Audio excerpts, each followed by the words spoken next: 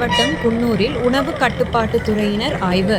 நீலகிரி மாவட்டம் குன்னூரில் மாவட்ட உணவு கட்டுப்பாட்டு துறையின் சார்பில் ஆய்வு மேற்கொண்டதில் பிரபல உணவகத்திற்கு சீல் வைத்து அதன் பின் நோட்டீஸ் கொடுக்கப்படும் என கூறப்பட்டது.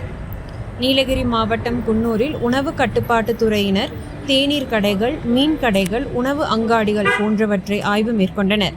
அப்போது கலப்பட டீ தூள் பயன்படுத்தப்படுகிறதா, மீன் கடைகள் அவ்வப்போது வரும் புகார்களின் அடிப்படையில் மீன் கடைகளில் பழைய மீன்கள் விற்கப்படுகிறதா என்றும் ஆய்வு மேற்கொண்டனர். குன்னூரில் வெளியூர் செல்லும் பேருந்து நிலையத்தின் எதிர்ப்புறத்தில் உள்ள பிரபல தனியார் உணவகமான ஹைதராபாத் பிரியாணி கடையில் ஆய்வு மேற்கொண்டதில் பழைய கெட்டுப்போன இறைச்சிகளை சமைப்பதற்காக வைத்திருந்தும் சுகாதாரமற்ற நிலையில் இருந்ததைக் கண்டு அதிர்ச்சியடைந்தனர். பின்பு உணவகத்திற்கு பயன்படுத்தப்படும் தண்ணீர் தொட்டியை பார்வையிட்டு ஆய்வு மேற்கொண்டதில் அப்பகுதி சுகாதாரமற்ற நிலையில் குப்பைகளும் சிறுநீர் கழிக்கும் பகுதியாகவும் காணப்பட்டதால் உணவு கட்டுப்பாட்டுத்துறை மாவட்ட அதிகாரி சுரேஷ் மற்றும் நந்தகுமார் மற்றும் 2 அடங்கிய குழுவினர் ஹைதராபாத் உணவகத்திற்கு சீல் வைத்து நோட்டீஸ் வழங்கப்பட்டது.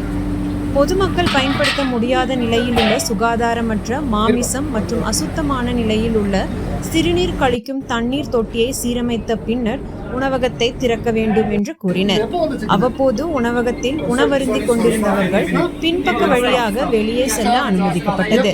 இதனால் அங்கு பரபரப்பு ஏற்பட்டது.